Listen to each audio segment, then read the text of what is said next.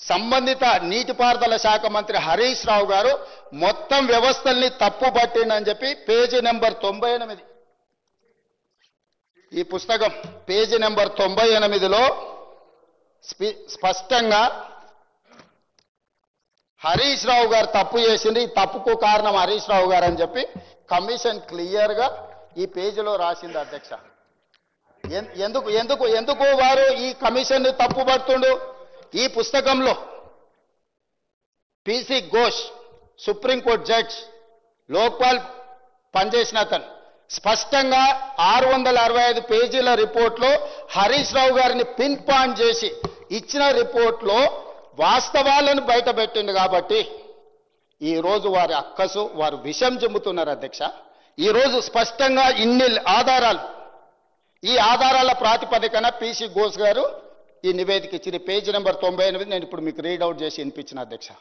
దయచేసి తప్పుడు వివరాలను ఈ సభలో ప్రస్తావించడం ద్వారా మొత్తం చర్చను తప్పుదోవ పట్టించి తెలంగాణ సమాజాన్ని ఇంకా మసిపూసి మారేడుకాయ చేయాలనే ప్రయత్నం వారు మానుకోవాలి. వారి వాదన ఏమని ఉంటే ఏదైనా చెప్పండి. మీరు ఏం విచారణ కోరుకుంటున్నారో అది చెప్పండి. మీరు నీతి పరులు, నిజాయితీ పరులు, సత్యహరిచంద్రునితోని సహజీవనం చేసిన వాళ్ళు, వారి కుటుంబంలో సభ్యులు, మిమ్మల్ని అప్రిషియేట్ చేయడానికి ఏ విచారణ కావాలి మీకు?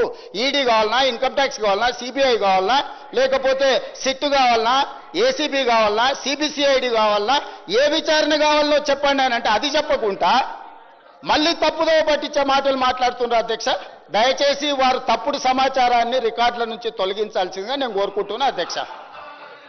కొంతమంది కేసీఆర్ గారి పక్కన ఉన్నటువంటి వాళ్ళు కేసీఆర్ గారి పేరు చెప్పుకొని అనేక రకాలుగా లబ్ధి పొంది వారు చేసినటువంటి అనేక చెత్త పనుల వల్ల ఇవాళ కేసీఆర్ గారి పేరు బద్నామయ్యే పరిస్థితి వచ్చింది. అయినా మళ్ళీ వాళ్ళనే మోస్తాం, అయినా మళ్ళీ వాళ్ళనే ముందుకు తీసుకెళ్తామని అనుకుంటే పార్టీ ఎట్లా ముందటికి పోతుంది? ఒక బిడ్డగా నిజంగా నేను బాధపడతా ఉన్నాను.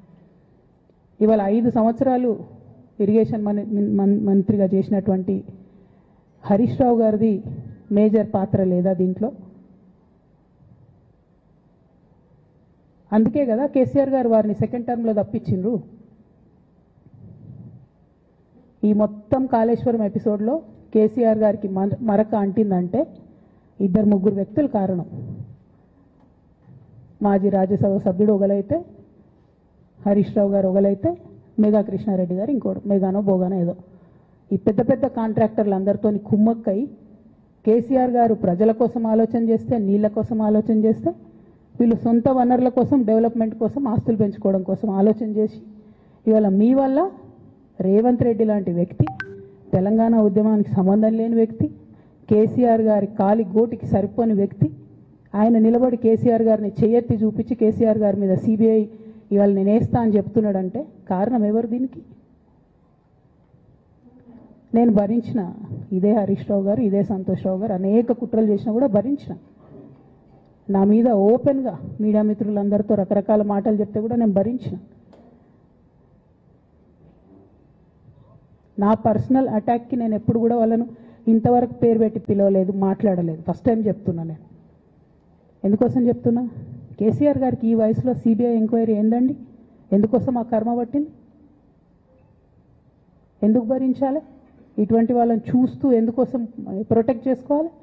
బీఆర్ఎస్ పార్టీ తమ్ములకు కోపం రావచ్చు, కానీ వాస్తవాలు చేదుగున్నా అప్పుడప్పుడు మాట్లాడుకుంటేనే, మందు తీసుకుంటేనే ఆరోగ్యం మంచిగా అవుతుంది.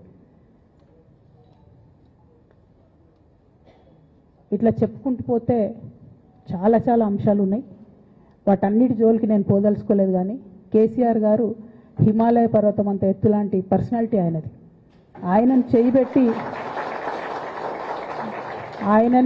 చేయబెట్టి చూపించి అవినీతి అని అంటే నిజంగా చాలా బాధ అవుతూ ఉన్నది. ఎందుకంటే నా పెళ్ళప్పుడు నా పెళ్ళి చేయడానికి కూడా ఇబ్బంది పడ్డటువంటి వ్యక్తి ఆయన. రాజకీయాలలో 40-50 ఏళ్ళు ఉంటే కూడా ఆస్తులు సంపాదించుకోలే కేసీఆర్ గారు. అనేక మంది వాళ్ళు మాట్లాడుతుంటారు, చాలా మాటలు మాట్లాడుతుంటారు, కానీ నాకు తెలుసు, నేను దగ్గరుండి ఆర్థిక పరిస్థితి చూసిన కాబట్టి ఎన్నడూ ఆయనకు ఆశ లేదు. అటువంటి మనిషిని పట్టుకొని సిబిఐ ఎంక్వైరీ ఇస్తాం, ఇదేస్తాం, అదేస్తాం. ఎవరు కారణం దీనికి అంతటికి? ఈ చేతగాని కాంగ్రెస్ ప్రభుత్వం మీ ఏసీబీ వాళ్ళు పోయి కాళేశ్వరంలో పనిచేసిన 3 ఇంజనీర్లను పట్టుకుంటే ఒక్కొక్క ఇంజనీర్ దగ్గర 100 కోట్ల ఆస్తులు వెళ్తే మీకు ఎందుకు ఎంక్వైరీ చేసే దమ్ము లేదు? వాళ్ళు ఎవరు వెనకాల ఎవరు ఉన్నారో ఎందుకు ఎంక్వైరీ చేస్తలేరు? ఖచ్చితంగా నేను ఇవాళ చెప్తా ఉన్నా, హరీష్ రావు గారు వెనక, సంతోష్ రావు గారు వెనక రేవంత్ రెడ్డి గారు ఉన్నారు. వాళ్ళని ఖచ్చితంగా కాపాడతారు అన్ని విషయాలను. వాళ్ళని ఏమనరు, వాళ్ళ గురించి ఏం మాట్లాడరు. బాణం ఎంతసేపు కేసీఆర్ గారి మీద ఉంటుంది. కేసీఆర్ గారిని మాట్లాడాలి, కేసీఆర్ గారిని బదనాం చేయాలి. కానీ దగ్గరుండి ఈ అవినీతి అనకొండలు బీఆర్ఎస్ పార్టీని ఏదైతే డిస్టర్బ్ చేసిండ్రో వాళ్ళని మాత్రం ఏమనరు. ఈ ఇంటర్నల్ అండర్స్టాండింగ్ అనేది ఎక్స్పోజ్ కావాలి. రేపటి నుంచి నేను ఛాలెంజ్ చేసి చెప్తున్నా కదా, రేపటి నుంచి ఏం మాట్లాడతారు తెలుసా? ఈ మొత్తం బ్యాచ్లన్నిటికీ సోషల్ మీడియా బ్యాచ్లు ఉన్నాయి. వీళ్ళందరికీ బాగా చాలా చాలా బ్యాచ్లు ఉన్నాయి. వాళ్ళంతా రేపటి నుంచి ఏమంటారు? నన్ను ఒకళ్ళు బీజేపీ ఆపరేట్ చేస్తుంది అంటారు, ఒకళ్ళు కాంగ్రెస్ ఆపరేట్ చేస్తుంది అంటారు, ఒకళ్ళు రేవంత్ రెడ్డి చెప్తే మాట్లాడుతుంది అంటారు, ఇంకోళ్ళు బండి సంజయ్ చెప్తే మాట్లాడుతుంది అంటారు. ఖబర్దార్ బిడ్డ, నేను ఎవరు చెప్తే ఆడేటటువంటి తోలుబొమ్మని కాదు. నాది నాది నాది నాది కేసీఆర్ బ్లడ్, నాది తెలంగాణ బ్లడ్. ఇండిపెండెంట్గా నేను అనుకున్న విషయాన్ని చెప్తున్నాను. దానికి పొలిటికల్గా ఇబ్బంది అయినా, కష్టమైనా, నష్టమైనా నేనే భరిస్తా. కానీ దేవుళ్ళ లాంటి మా నాన్నను ఇవాళ సిబిఐ ఎంక్వైరీ చేసిండ్రంటే కడుపు రగులుకపోతా ఉంది ఒక బిడ్డగా. అందుకే చెప్తున్నా, ఇన్ని రోజులు చెప్పలే. ఆ మధ్యలో పోయినసారి నా కొడుకు గ్రాడ్యుయేట్ అయినప్పుడు వచ్చినప్పుడు నేను మా నాన్నకు రాసుకున్న లెటర్ లీక్ చేస్తే కూడా ఆ 70, 80, 90 రోజుల నాకు నరకం చూపిస్తున్నారు. ప్రతిరోజు సోషల్ మీడియాలో ఇష్టం వచ్చినట్టు రాపిస్తున్నారు. ఎప్పుడు వీళ్ళ పేర్లు తీసుకోలే, ఇష్టం వచ్చినట్టు ప్రెస్ వాళ్ళకు మాట్లాడుతూ చాలా విషయాలు చెప్తున్నారు. ఎప్పుడు వాళ్ళ పేర్లు తీసుకోలే. ఇలా తీసుకుంటున్నా, ఎందుకంటే విషయం నాది కాదు. ఇది తెలంగాణ పరువు ప్రతిష్టకు సంబంధించిన విషయం. ఇలా దేశంలో ఏ మూలకు పోయినా, ఎక్కడికి పోయినా కేసీఆర్ అంటే ఒక మహానాయకుడు, త్యాగం చేసిన నాయకుడు అని చెప్పి మాట్లాడతారు. రేపటి నుంచి ఏం మాట్లాడతారు? సిబిఐ ఎంక్వైరీ చేస్తే ఏం మాట్లాడతారు? కేసీఆర్ అంటే సిబిఐ కేసు అంటారు. మా నాన్న పరువు పోతే నాకా బాధ, మీకా? మీకు పైసలు కావాలి కదా, మీకు పేరుతోనేం పని? ఇంకా కూడా ఈ విషయాలు అర్థం చేసుకోకుండా, ఇంకా కూడా ఇటువంటి వ్యక్తుల్ని దూరం పెట్టుకోకుండా ఉంటే ఇక కేసీఆర్ గారి మీద సిబిఐ కేసు వేసేటటువంటి స్థాయికి వచ్చినాక ఏం పార్టీ ఉంటేంది పోతుంది. బీఆర్ఎస్ పార్టీ నాయకులు నన్ను తిట్టుకున్నా సరే, లోకల్ బాడీ ఎన్నికలలో నాకు నష్టం జరుగుతుంది అనుకున్నా సరే, మా నాన్న మీద సిబిఐ ఎంక్వైరీ పడ్డాక ఏముంది, తొక్కల ఎలక్షన్ ఒకటి గెలుస్తారు, ఒకటి ఓడిపోతారు. అసలు ఓడిపోయే పరిస్థితి ఎట్లా వచ్చింది? ఇటువంటి దుర్మార్గుల వల్ల కాదా వచ్చింది? ఆలోచన చేసుకోవాలి కదా.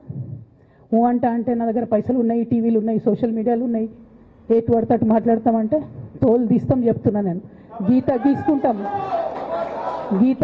గీసుకుంటాం బిడ్డ. మీరు ఒక్క కమెంట్ పెడితే మేము 10 చేస్తాం.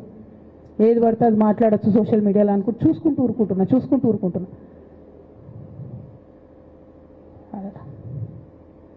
పెద్ద సార్ దగ్గరకు వచ్చినాక ఇక కాంప్రమైజ్ అయ్యేది ఏం లేదు. ఘోష్ కమిషన్ వేసిన రోజే నేను